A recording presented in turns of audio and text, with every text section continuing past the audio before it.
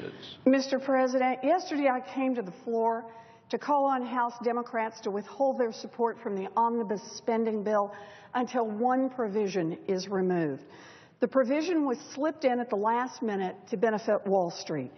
In fact, it was written by lobbyists for Citicorp. That provision means big money for a few big banks. It would let derivatives traders on Wall Street gamble with taxpayer money and, when it all blows up, require the government to bail them out. Just to be clear, I want to read the title of the part of the law that will be repealed if this provision is not stripped out of the omnibus. The title: Prohibition Against Federal Government Bailouts of Swaps Entities. That's what's on the table to be taken out of the law. Now, I'm here today to ask my Republican colleagues who don't want to see another Wall Street bailout to join in our efforts to strip this Wall Street giveaway from the bill. This is not about partisanship. This is about fairness. This is about accountability and responsibility. This is about preventing another financial collapse that could again wipe out millions of jobs and take down our whole economy. If big Wall Street banks want to gamble with their own money, so be it.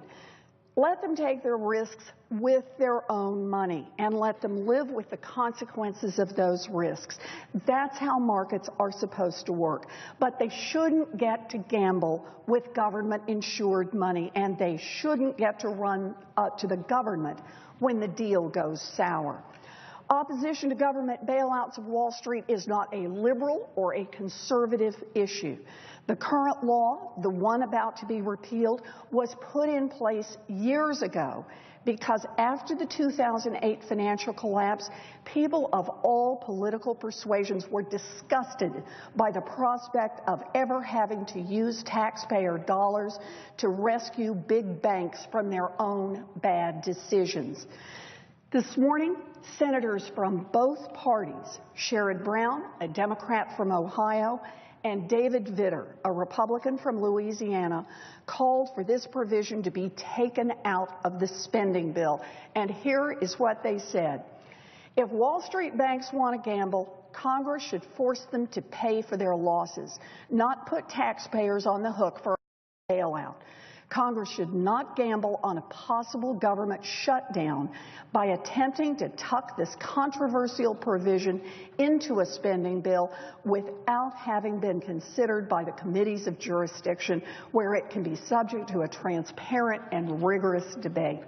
Senators Brown and Vitter are exactly right. This provision has no place in a must-pass spending bill. Conservative activists have jumped in as well. They are raising their voices today to say that this provision has no place in a must-pass spending bill. Here's what one front-page contributor on the conservative blog Red State said this morning.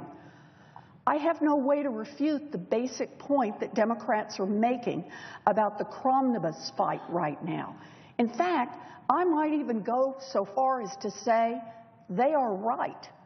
What possible good faith reason can Republicans have for threatening to gum up the whole works over doing a favor to Wall Street? Generally speaking, if Nancy Pelosi is opposed to something, then instinctively I know I should be for it. Beyond that, I haven't the slightest clue why the proposed tweak to Dodd-Frank ought to be anything resembling a hill the Republicans should die for. Now, these conservative activists are right. If you believe in smaller government, how can you support a provision that would expand a government insurance program and put taxpayers on the hook for the riskiest private activities?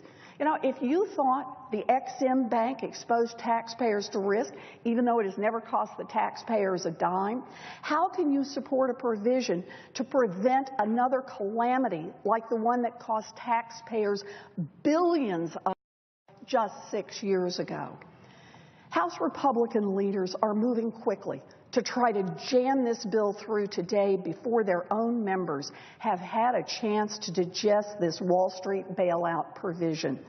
The fact sheet that Republican appropriators sent around to their members explaining the provision doesn't even describe it accurately. According to the fact sheet, the provision in question would, quote, protect farmers and other commodity producers from having to put down excessive collateral to get a loan, expand their business, and hedge their production. Whatever you think about the bill, that description is flatly wrong. In fact, that description applies to yet another Wall Street reform rollback that the Republicans are pushing right now, which is attached to a completely different bill. Now, I don't know if Republican leaders in the House are deliberately trying to confuse their members into voting for a government bailout program, or whether they just can't keep straight all of their efforts to gut financial reform. Republican leaders are about to bring this bill up for a vote. So here's the bottom line. A vote for this bill is a vote for future taxpayer bailouts of Wall Street. When the next bailout comes, a lot of people will look back to this vote to see who was responsible for putting the government back on the hook to bail out Wall Street. To Republican leaders in the House, I would ask this. You say you're against bailouts on Wall Street. I've heard you say it again and again for 5 years. So why in the world are you spending your time and your energy fighting for a provision written by Citigroup lobbyists that would increase the chance of future bailouts? Why, in the last minute, as you head out the door and a spending bill must be passed, are you making it a priority to do Wall Street's bidding? Who do you work for, Wall Street or the American people? This fight isn't about conservatives or liberals. It's not about Democrats or Republicans. It's about money. And it's about power right here in Washington. This legal change could trigger more taxpayer bailouts and could ultimately threaten our entire economy. But it will also make a lot of money for Wall Street banks. According to Americans for Financial Reform, this change will be a huge boon to just a handful of our biggest banks: Citigroup, J.P. Morgan, Bank of America. People are frustrated with Congress. Part of the reason, of course, is gridlock. But mostly it's because they see a Congress that works just fine for the big guys and won't lift a finger to help them. If big companies can deploy their armies of lobbyists and lawyers to get Congress to vote for special deals that benefit themselves, then we will simply confirm the view of the American people that the system is rigged.